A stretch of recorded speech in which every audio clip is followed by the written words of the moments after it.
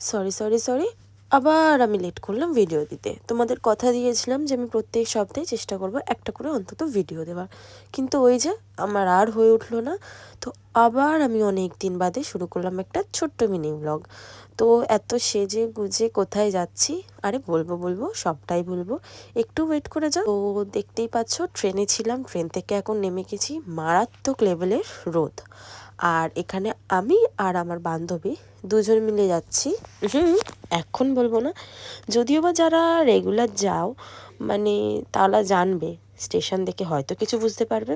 কি এবার বুঝতে পেরেছো আমি কোথায় গিয়েছি? হ্যাঁ, আমি এসেছি নৈহাটি প্রথমবার।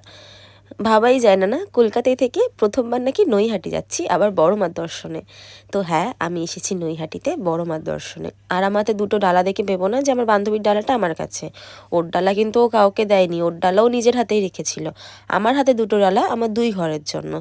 এইখানে এসে লাইন দেখে আমার মাথায় হাত, মানে মন্দিরের সামনে থেকে আমরা লাইন দিয়ে আবার পুরো পাড়া ঘুরে মন্দিরে এসেছি।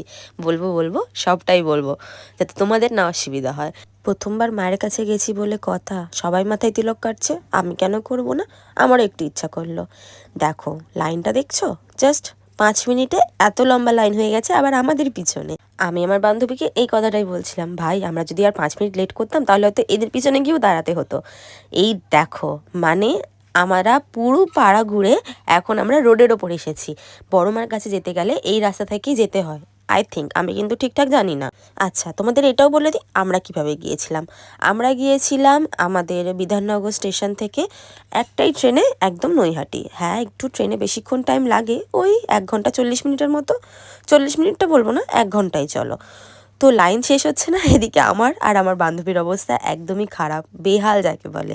ভাবতে পারিনি যে এত লম্বা লাইন হবে, কারণ ও আর আমি বেচারা দুজনেই না খেয়ে সামান্য জলটুকুনিও খাইনি, আমরা নিষ্ঠা মনে পুজো দেবো বলে।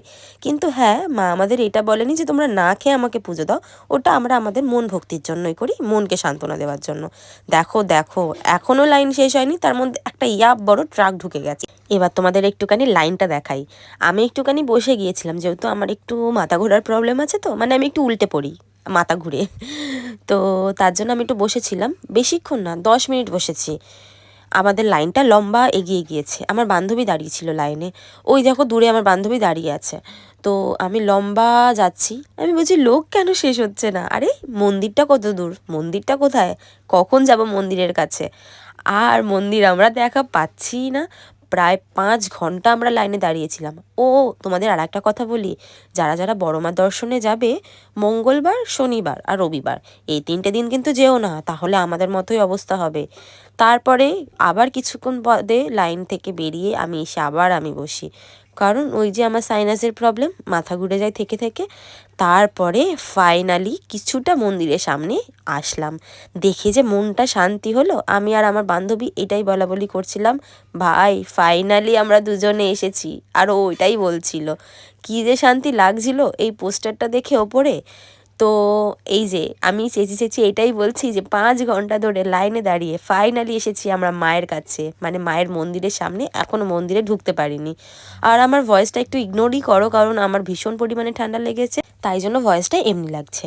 দেখো দেখো এখন বাজে বিকেল 5:30 থেকে 5:45, কারণ আমরা যখন মন্দিরে ঢুকি তখন 6টাই বাজে, মন্দিরের ভেতরে যখন আমরা প্রবেশ করি। এই যে ফাইনালি আমরা মন্দিরের ভেতর, কী যে শান্তি হলো। বিশ্বাস করো এতক্ষণ যে লাইনে দাঁড়িয়েছিলাম, মানে দুপুর 12টা থেকে বিকেল 6টা অবধি, বেশিক্ষণ না।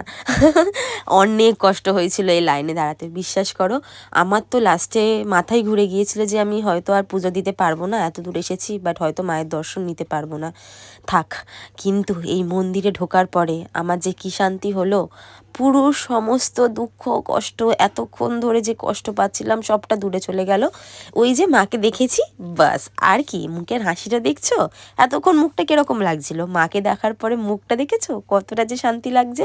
এই দেখো এখানেও লাইন শেষ নেই, কত ঘুরিয়ে ঘুরিয়ে ঘুরিয়ে ঘুরিয়ে মায়ের কাছে মাও বলছে প্রথমবার নৈহাটি গেছি তো নৈহাটিটা পুরোই ঘুরিয়ে দিল। এখানে দেখো তোমাদের দাদা ভাইয়ের সাথে কথা বলছিলাম, কারণ বেচারাও আসতে পারেনি অফিসের জন্য, ওরও খুব আসার ইচ্ছা ছিল। আমার তো ইচ্ছা ছিল প্রথমবার ওর সাথে রাতেই গিয়ে আমি মায়ের দর্শন করব। কিন্তু সেটা আর হলো না। হয়েছে ভিডিও কলে হয়েছে। দেখো দেখো মায়ের মুখটা দেখো, কি যে মিষ্টি লাগছে। এতক্ষণ ধরে যে দাঁড়িয়েছিলাম লাইনে, এই 12টা থেকে 6টা অবধি, মানে 4 থেকে 5 ঘন্টা লাইনে যে দাঁড়িয়েছিলাম, সব দুঃখ কষ্ট এক নিমিষে চলে গেল খালি মাকে দেখার পরে।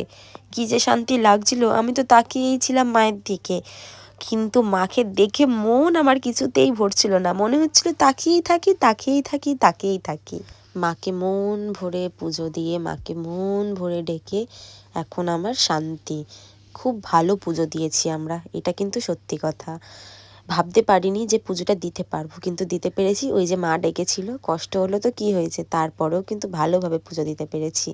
এখন আমরা বাড়ি যাব। হ্যাঁ, রাতটা অনেক হয়েছে, তখন বাজে 6টা। 6টা না তো 6:30। এই দেখো, ধর্ম হোক যার যার, কিন্তু বড় মা সবার।